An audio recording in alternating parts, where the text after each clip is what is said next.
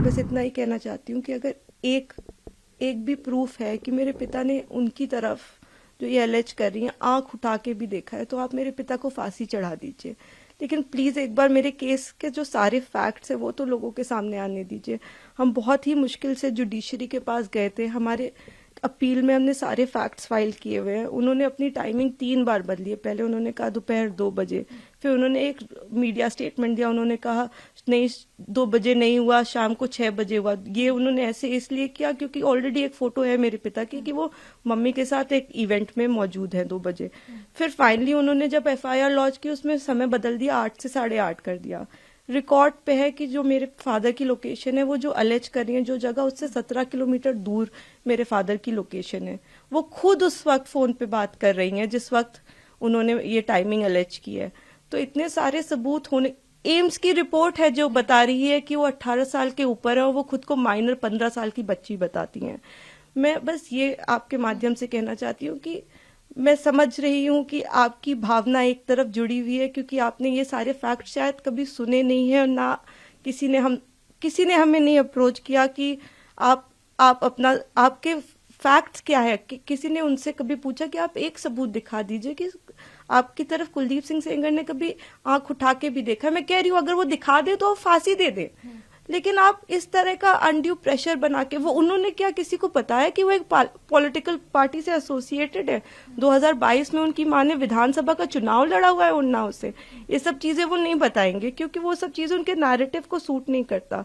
हम भी 2 बेटियां हैं, 8 साल से ड्यू प्रोसेस, मतलब हम कभी धरना देने नहीं बैठे, हम कुछ नहीं किया, हम ड्यू प्रोसेस पे विश्वास रख के, और आज भी हमें पूरा विश्वास है कि अंत में, क्योंकि हमारा केस इतना स्ट्रांग है, अंत में हमारी जीत होगी।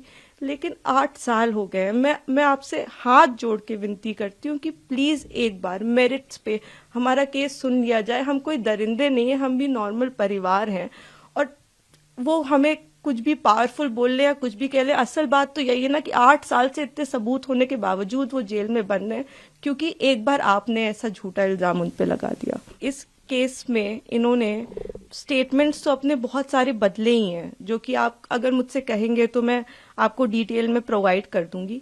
इन्होंने समय 3 बार बदला है। पहले इन्होंने कहा कि दोपहर को 2 बजे कुलदीप सिंह सेंगर ने मेरे साथ रेप किया। उसके बाद इन्होंने कहा नहीं दोपहर के 2 नहीं बज रहे थे, शाम के 6 बज रहे थे। फिर इन्होंने चेंज किया, कहा नहीं ये नहीं हो रहा था, शाम के 8:30 बज रहे थे। जब CBI ने मेरे फादर की लोकेशन निकाली तो उनकी लोकेशन 17 किलोमीटर दूर उनके उन्नाव ऑफिस की पाई गई। CBI ने दूसरे केस में CBI ने जानबूझ के हमें चार्जशीट किया, और उसके बाद जब दूसरे केस में चार्जशीट लगाई तो हमें पता लगा कि हमने जब वो CDR देखे तो हमें पता लगा कि ये तो उस वक्त पे फोन पे बात कर रही थी। तो CBI ने भी जानबूझ के, आई डोंट नो किस प्रेशर में आके सारे इंस्टीट्यूशंस, लेकिन CBI ने प्रेशर में आके हम पे इनके कहने पे चार्जशीट लगाई। मैं देखिए किसी पे इल्जाम नहीं लगा रही, मैं बस ये कह रही हूँ कि अभी भी ये सारे तथ्य हमारी अपील में मौजूद है। हमारे पास इनका एक रिकॉर्ड है।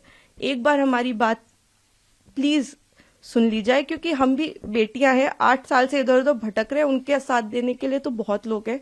हम अकेले ही कोर्ट जाते हैं, अगर वो हमें गाली देते हुए भी हमारे बगल से निकल जाती हैं तो उनके पास सिक्योरिटी है, हमारे पास मैडम सिक्योरिटी नहीं है। वो गाली भी देती है तो भी सब कहते हैं कि तुम्हें अपने पापा को निकालना है ना बेटा, तो सीधे देखती रहो, गाली खाती रहो, लेकिन तुम्हें जवाब नहीं देना है। हमने आज तक किसी को जवाब नहीं दिया, यही सोचते हुए, क्योंकि हम प्रोसेस में कि हम हर चीज सही ढंग से करेंगे, हम किसी ऐसे वैसे लोगों के पास नहीं जाएंगे, तो कहीं ना कहीं इतने सबूत है इसमें कि हमें जीत मिलेगी।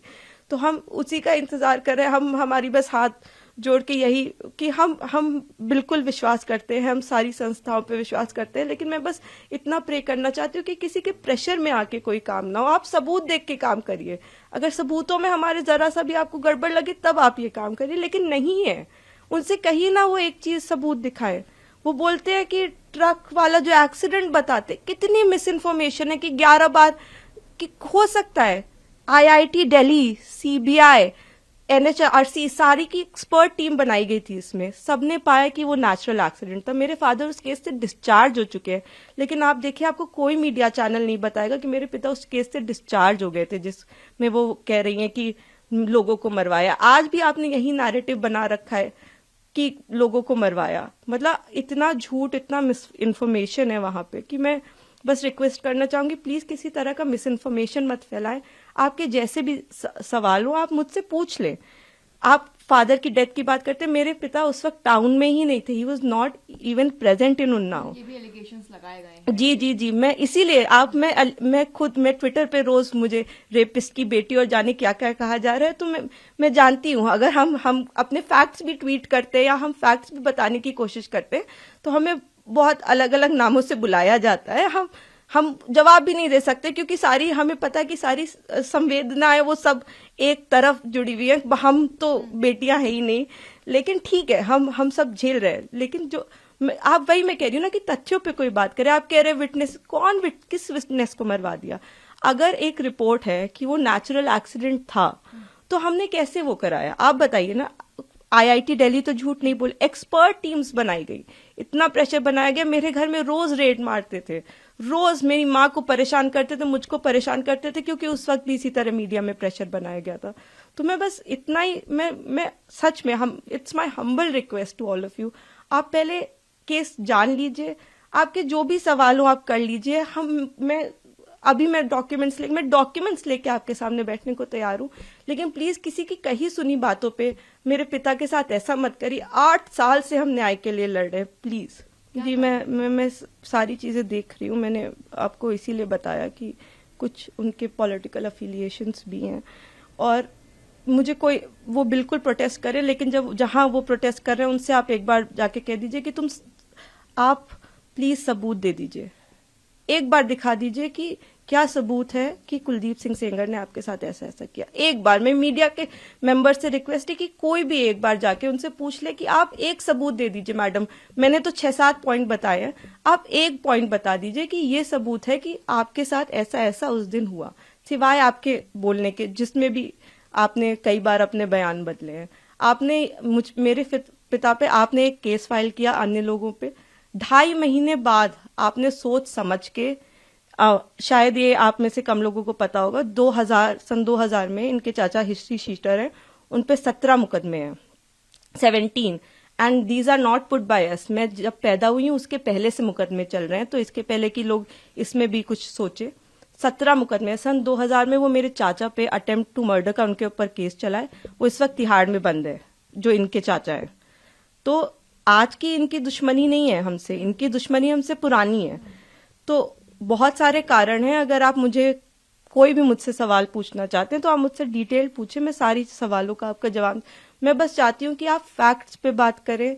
आप एक बार, मैं भावनाएं समझती हूँ सबकी, किसी को भी, मैं खुद एक बेटी हूँ, मुझे ये कहानी किसी बच्ची की सुनाई जाती तो मैं भी शायद ट्विटर पे गालियां ही लिख रही होती, लेकिन उस कहानी में कितना सच है ये जान लीजिए कि दूसरी तरफ भी हैं बेटियां, दूसरी तरफ भी लोग हैं। जिस इंसान को आप इतना बुरा समझ रहे हैं वो नहीं है, वो 2 बच्चियों के। और मैं इसलिए नहीं कह रही कि आप आर्ग्यूमेंट्स वो लेके आए, लेकिन वो भी इंसान, क्या उन्होंने देखा भी आंख से? आप एक प्रूफ दे दीजिए और आप मेरे पिता को फांसी पे चढ़ा दीजिए। मैं कह रही हूं, अगर एक भी सबूत है कि मेरे पिता ने उस लड़की की तरफ आंख उठा के भी देखा है तो आप मेरे फादर को फांसी दें।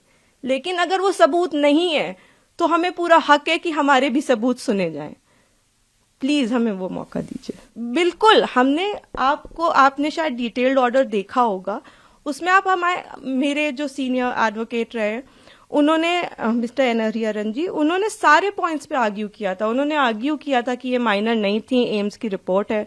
उन्होंने आर्ग्यू किया था कि 3 अलग अलग इन्होंने टाइम बताए। उन्होंने आर्ग्यू किया था कि हमारे पिता की सीडीआर लोकेशन 17 किलोमीटर दूर की। उन्होंने आर्ग्यूमेंट किया था कि ये फोन पे है। आप, ऐसा नहीं है कि कोर्ट के सामने हमने जाके कह दिया हम पब्लिक सर्वेंट नहीं है और कोर्ट ने कहा कि आप रिहा हो जाइए। हमने पूरी चीज कोर्ट के सामने प्रस्तुत की और हर चीज लीगली हुई है। मैं कह रही हूँ कि जो लोग ऑर्डर का ऑपरेटिव, आप पूरा ऑर्डर पढ़िए ना, कि क्या हमारी तरफ से सिर्फ एक ही आर्ग्यूमेंट किया गया है। हमने पूरी चीज, हमने 5 पॉइंट अपने कोर्ट के सामने रखे हैं। तो आप लोग बेहतर समझते हैं कि वेकेशंस में, और आपने मुझे ऑलरेडी बताया ही, लेकिन हमें जुडिशरी पे पूरा विश्वास है। हम 8 साल से इसी विश्वास पे जिंदा हैं, क्योंकि हमें जुडिशरी पे विश्वास है, हमें इस प्रोसेस पे विश्वास है कि एक ना एक दिन इतने अच्छे सबूत हैं, और जब तक मैं जिंदा हूं तब तक तो वो कागज कोई नहीं मिटा सकता, वो फैक्ट्स कोई नहीं मिटा सकता। तो उन फैक्ट्स के होप में कि ये एक दिन सबके सामने आएंगे, मैं जिंदा हूं। और मैं यही कहना चाहती हूँ कि प्लीज किसी भी इंस्टीट्यूशन पे आप अपनी भावनाओं पे आके मत प्रेशर बनाएं। आप एक बार फैक्ट समझ लें, आप समझ लें कि आप क्या सपोर्ट कर रहे हैं, किस चीज का सपोर्ट कर रहे हैं। आपने सिर्फ एक साइड सुनी है अभी, और दूसरी तरफ को जानने की कोशिश भी नहीं की। तो थोड़ी कोशिश करके, बाकी हमें पूरी उम्मीद है कि हम आगे इसमें जीतेंगे ही। हम उम्मीद पे ही 8 साल से जी रहे हैं, लेकिन होपफुली कि हमारे फैक्ट्स इस बार इग्नोर नहीं किए जाएंगे।